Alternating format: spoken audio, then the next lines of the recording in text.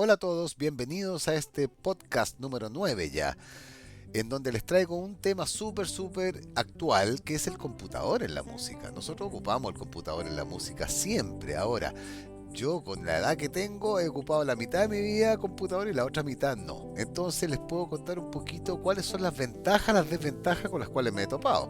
Ahora, tengo que decir que el computador es súper importante porque con la llegada del siglo XXI aparece este bichito a disposición de la gran mayoría de la población mundial. O sea, un tremendo invento que facilita la vida en muchísimos aspectos, todos lo sabemos.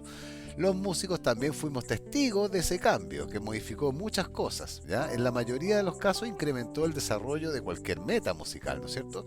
Esta tremenda herramienta, el computador, era capaz de hacer cosas increíbles a la velocidad del rayo, impensado. Incipientemente nace el home studio y con esto también la lenta muerte de muchos estudios de grabación, eso también hay que decirlo, o sea, aún quedan obviamente, pero no son tantos como en el año 70, 80, etcétera, ¿ya? Ahí no nos íbamos a imaginar nunca que íbamos a poder estar grabando en casa. Tener un estudio de grabación en la década del 70, 80, incluso 90 era carísimo y fuera de cualquier presupuesto de una persona promedio. Había que invertir mucho dinero. El estudio de grabación era el único lugar donde se podía grabar un disco, o sea, recordemos eso. Desde que la tecnología comienza a ser parte de la música, específicamente a fines del siglo XX, cada vez se fue necesitando menos la intervención de un músico especialista y de un instrumento real. O sea, por ejemplo, un violín, una batería, un clarinete, un fagot, un bajo, un piano, etcétera. Todo se podía reemplazar con instrumentos virtuales. Yo me acuerdo que tenía 28 años cuando pude tener por primera vez un computador, que ya existían. O sea, estoy hablando del año 98, me llegó a casa un tarro. A mí me facilitó muchas cosas. Por ejemplo, yo recuerdo que una de ellas, por ejemplo, era escribir para los vientos. Que yo, pucha, desde siempre que me ha gustado el tema de los vientos y toda mi discografía tiene que ver con vientos y que son instrumentos transpositores. Recuerdo que en los 90 invertí mucho tiempo en escribir a mano desde concert, que es el sonido real, para un saxo o una trompeta. Y para mí me quitaba muchísimo tiempo, pero yo estaba dispuesto a hacer nota por nota y escribía nota por nota. Hasta el día de hoy tengo esas partituras, casi como una reliquia.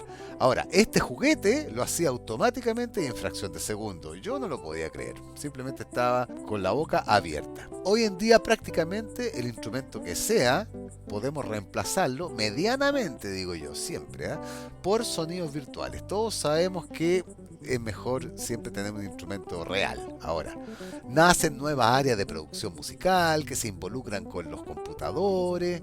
Los pocos estudios que aún existen lo utilizan a menudo y se graba normalmente en el computador, siempre. No en una cinta como era antiguamente. Entonces tenemos una facilidad enorme de editar, que es una gran diferencia al lado de lo que era grabación en cinta, que ahí no te podías equivocar. En las décadas anteriores grabar un disco era muy distinto a lo que ocurre hoy en día. Las condiciones eran, desde la génesis del disco, muy diferentes a las actuales. O sea, no había mucho donde elegir. El ensayo era inevitablemente parte del proceso. La banda debía estar súper bien afiatada. Tenía que sonar cañón. Sabíamos que eran muy pocas las cosas que se podían retocar en estudio, comparado con lo que se puede hacer hoy. Entonces no había que equivocarse, o costaba más cara la hora de estudio. A veces simplemente se acababa el presupuesto y se terminaba la grabación y el disco quedaba como quedaba nomás, po. Así era. Todos los viejos se van a acordar de cuando grabábamos, pucha, que era difícil. Ahora esa limitante económica no existe. Porque si quiero grabar un disco, puede nacer y terminar en mi departamento o en mi casa. Los plazos son indefinidos, ¿no es cierto? O sea, yo si me siento mal, no grabo nomás, ¿ya? Y si me siento bien, grabo. Y si quiero repetir 1000 veces, repito 1000 veces. Con buenos PCT, samplers y gusto musical, se pueden hacer cosas increíbles. Esto en el caso que no salga de mi home studio. Ahora, te voy a contar la parte mala. ¿Qué pasa si además quiero incluir a seres humanos y así mejorar la calidad de mi producción o simplemente llevarlo al escenario? Ahí la escritura de partitura en el computador empieza a ser un gran problema que surge a raíz de esta aparente facilidad que brinda el computador. ¿Qué te ha parecido esto del computador en la música?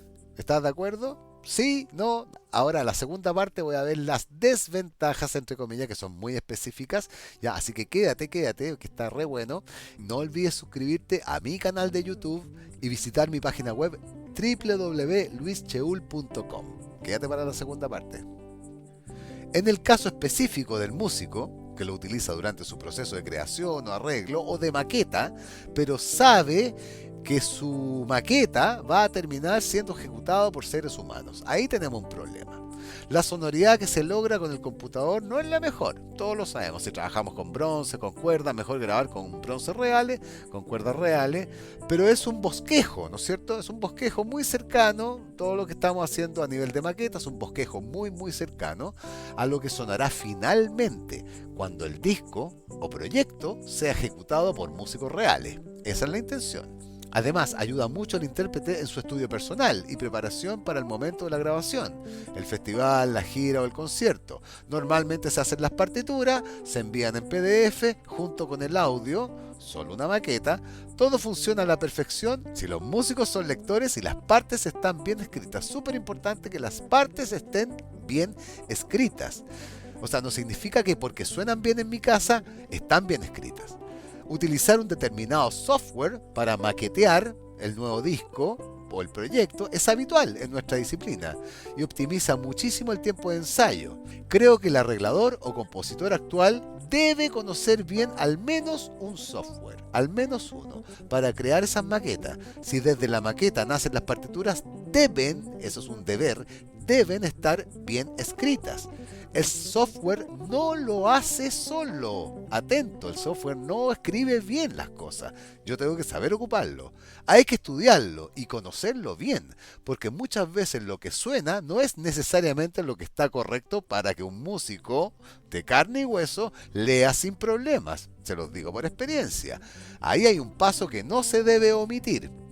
Las analogías para mi gusto son súper buenas para entender a lo que me refiero.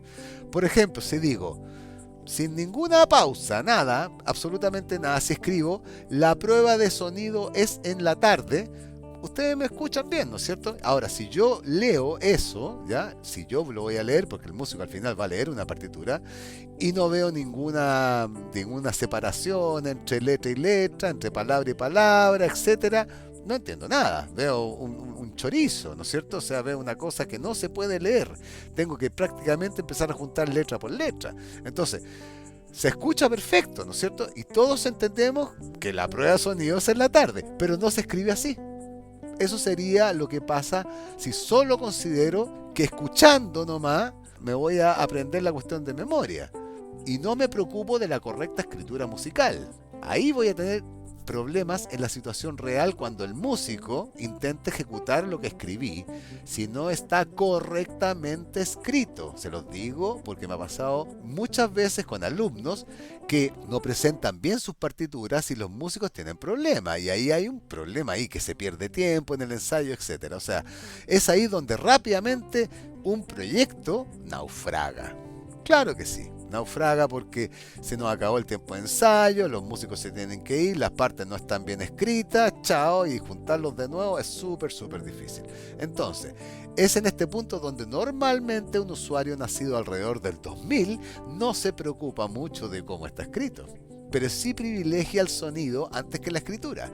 Debo decir que no son todos así, hay chicos que leen y escriben perfecto, pero son minoría. Esta falencia la he observado como docente en muchos alumnos que bordean los 20 años. Son pocos los que dominan la escritura y la lectura. Lamentablemente se está perdiendo ese eslabón de la cadena. Sinceramente creo que la excesiva confianza en esta herramienta tecnológica generalmente provoca una formación errónea en un músico joven. Los viejos aprendimos a la antigua, entre comillas, ya que no existía otro camino, había que leer nomás. El que no escribe es porque no lee, y el que no lee es porque no escribe, eso es transversal. Es así en nuestra formación desde pequeños. Leer y escribir son una unidad inseparable. Las partituras mal escritas abundan desde que existe el computador, porque creemos, entre comillas, que este juguete hace todo. Es decir, suena bien y automáticamente escribe bien. No es así. Según mi visión, el computador en la música es un tremendo aporte, pero hay que saber utilizarlo. Podemos tener excelentes resultados, proponernos metas y lograrlas en un corto tiempo, mucho menor que el tiempo que necesitábamos antes. Bueno, hasta aquí llegamos con el podcast número 9. Te invito a que te suscribas como siempre en mi canal. Ya ahí te van a aparecer las notificaciones de cuando aparecen los videos que se vienen ahora. Se vienen algunos videos tocando el bajo. Y bueno, también visita mi página web www.luischeul.com, donde vas a encontrar absolutamente todo. Mis libros, mis cursos, mis blogs también. Así que te espero en el siguiente episodio el próximo jueves a la misma hora en el mismo canal. Que te vaya muy bien. Chao, chao.